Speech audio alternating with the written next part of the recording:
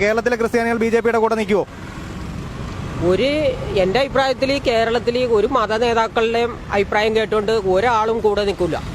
അതിപ്പോൾ ബി.ജെ.പിയുടെ അല്ല, കമ്മ്യൂണിസ്റ്റിൻ്റെ അല്ല, കോൺഗ്രസിൻ്റെ അല്ല, ആരുടെ ആയാലും മത നേതാക്കൾ അവരുടെ കേസുകൾ ഒതുക്കാനും അവരുടെ നിലനിൽപ്പിനും അവരുടെ സ്ഥാനങ്ങൾ ഉറപ്പിച്ച് നിർത്താനും വേണ്ടി കാലാകാലങ്ങളിൽ അതാത് രാഷ്ട്രീയക്കാരുടെ തിണ്ണ നിരങ്ങുകയും അവരുടെ കാല് നിൽക്കുകയും ചെയ്യും. അതിന് കൂടെ നിൽക്കാനായിട്ട് ഞാനൊരു ക്രിസ്ത്യാനിയാണ്. എന്നോട് ഈ വകയും പറഞ്ഞിട്ട് ആരെങ്കിലും വന്നാൽ ഞാൻ അതിന് നല്ല മറുപടി അവർക്ക് കൊടുക്കും, ഏത് മല അധ്യക്ഷനായാലും. മനസ്സിലായി? അങ്ങനെ പറയാൻ പറ്റുള്ളൂ. മതാധ്യക്ഷൻ എന്ന് പറയാൻ പറ്റില്ല, മല അധ്യക്ഷൻ എന്ന് പറയാൻ പറ്റുള്ളൂ ഇവരെ കുറിച്ച്. കാരണം കൃത്യമായ ഒരു അഭിപ്രായം ഇവർക്കില്ല. അധികാരം ആരുടെ കയ്യിലാണോ അവരുടെ കൂടെയാണ് ഇവര്. ഇപ്പൊ ആലഞ്ചേരിനെ സുപ്രീം കോടതി വരെ പിടിച്ചേക്കാണ്. ആ കേസ് എങ്ങനെയും ഒഴിവാക്കി അയാൾക്ക് ഒന്ന് മരിക്കണതിന് മുമ്പ് നല്ല പുണ്യാളനായിട്ട് മരിക്കാൻ ഒരു ധാരണയാണ് അയാൾക്ക്. പക്ഷെ ആലഞ്ചേരി എന്താണെന്നുള്ളത് കേരളത്തിലെ ജനങ്ങൾക്ക് എല്ലാം കണ്ടിട്ടുണ്ട്.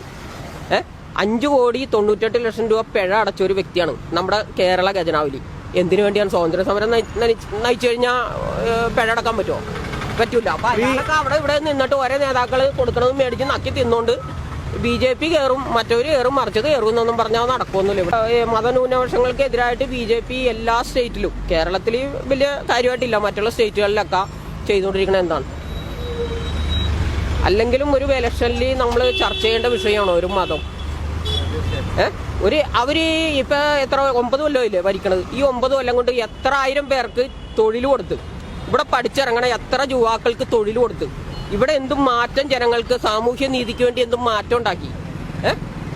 ജനങ്ങളുടെ സുരക്ഷിതത്വത്തിന് വേണ്ടിയോ ജീവിത സാഹചര്യങ്ങൾക്ക് വേണ്ടിയോ എന്തും നന്മ ഉണ്ടെന്ന് എന്ന് പറയേണ്ടതിന് പകരം അതൊന്നും ഇല്ലാത്തത് കൊണ്ടാണ് ഈ രാഷ്ട്രീയക്കാരി ജാതിയും മതവും വർഗീയതയും എടുത്തിട്ട് കളിക്കണത്. അത് തിരിച്ചറിയാനുള്ള ബോധം ഒരു സാമാന്യ ബുദ്ധിയുള്ള ആൾക്കാർക്കൊക്കെ ഉണ്ടാവുമെന്നാണ് എനിക്ക് തോന്നുന്നത്, എൻ്റെ അറിവിലിട്ടാ. പിന്നെ എല്ലാവരുടെ അഭിപ്രായം എനിക്ക് പറയാൻ പറ്റില്ലല്ലോ, എനിക്ക് എൻ്റെ അഭിപ്രായം പറയാൻ പറ്റുള്ളൂ.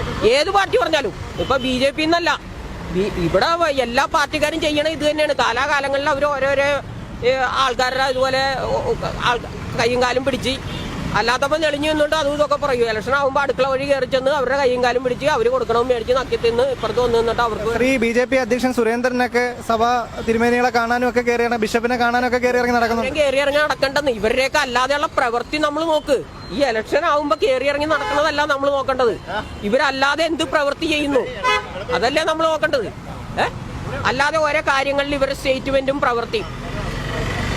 ഇവിടെ പള്ളിയും അതുമൊക്കെ അവരെ കുറെ തല്ലിപ്പൊളിച്ചുള്ള ആൾക്കാർ ഇവിടെ മതപരിവർത്തനമൊന്നും പറഞ്ഞ് ഒരു കുടുംബത്തിന് അങ്ങനെ തന്നെ ഒരു വണ്ടിയിലിട്ട് കത്തിച്ച്. ഇപ്പോഴും ഈ ബി.ജെ.പിയുടെ ഏതെങ്കിലും ഒരു നേതാവ് അത് തെറ്റായി പോയി, ഇനി അത് മരിച്ച ആൾക്കാർ തിരിച്ചെടുക്കാനോ ഒന്നും പറ്റൂല, ആ ചെയ്ത പ്രവൃത്തി തെറ്റായി പോയി എന്ന് പറഞ്ഞിട്ടുണ്ടോ?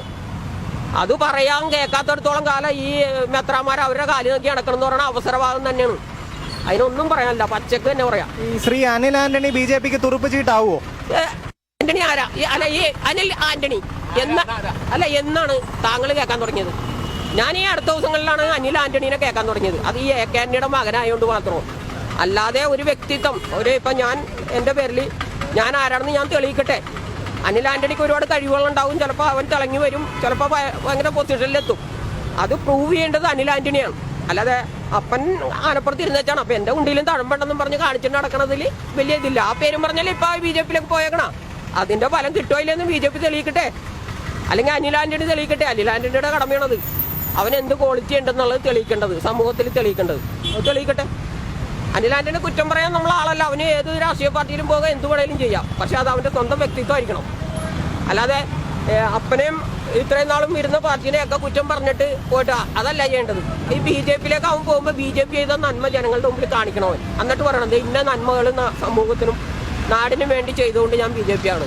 അല്ലാതെ ഒരു സ്ഥലത്ത് അധികാരം കിട്ടാതെ വരുമ്പോഴത്തേക്കും ആ പാർട്ടീനെ തെറിയും അന്ന് വരെ തിന്നോണ്ടിരുന്നതൊക്കെ ഛർദ്ദിച്ചും തെറിയും പറഞ്ഞിട്ട് പോയിട്ട് അപ്പുറത്ത് പോയി നിന്നിട്ട് അവർ കൊടുക്കണ കസേര കയറി ഇരിക്കണമല്ല ഇത്. പോകാൻ എല്ലാവർക്കും സ്വാതന്ത്ര്യമുണ്ട്. എനിക്ക് വേണമെങ്കിൽ നാളെ ഏത് രാഷ്ട്രീയ പ്രവർത്തിക്കാം, അതെൻ്റെ സ്വാതന്ത്ര്യമാണ്, വ്യക്തിപരമായ ഇതാണ്. പക്ഷേ ഞാൻ ഒരാളുടെ പുറകെ പോകുമ്പോഴത്തേക്കും അയാൾ ഈ സമൂഹത്തിനും ജനങ്ങൾക്കും വേണ്ടി എന്ത് ചെയ്തു എന്ന് ജനങ്ങളെ ബോധ്യപ്പെടുത്താനുള്ള ഒരു ബാധ്യതയുണ്ട്. അത് അനിൽ ആന്റണി ചെയ്യട്ടെ, അപ്പൊ അവനാകുമ്പോൾ അംഗീകരിക്കാം. അവനെന്തും ചെയ്യാനുള്ള സ്വാതന്ത്ര്യം ഉണ്ട്. ഇവിടെ കള്ളക്കടത്ത് ചെയ്യാനല്ലേ ആൾക്കാർ, കൊലപാതകം ചെയ്യാനല്ലേ, അതൊക്കെ ചെയ്യാനുണ്ട്. ഇവരുടെയൊക്കെ ബാക്ക്ഗ്രൗണ്ട് പരിശോധിച്ച് നോക്കുമ്പോൾ അറിയാൻ പറ്റും. അല്ലെങ്കിൽ അവൻ പ്രൂവ് ചെയ്യണം അവൻ ആരാണെന്ന്, അവൻ പ്രൂവ് ചെയ്യട്ടെ.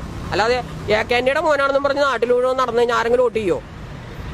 അതിന്റെ ഏറ്റവും വലിയ തെളിവാണ് ഇപ്പോൾ സോഷ്യൽ മീഡിയയിലൊക്കെ അവനെതിരെ വന്നുകൊണ്ടിരിക്കുന്നത്. കാരണം ആന്റണിയുടെ മോനാണെന്നും പറഞ്ഞു വന്ന ഒരാൾ വോട്ട് ചെയ്യില്ല.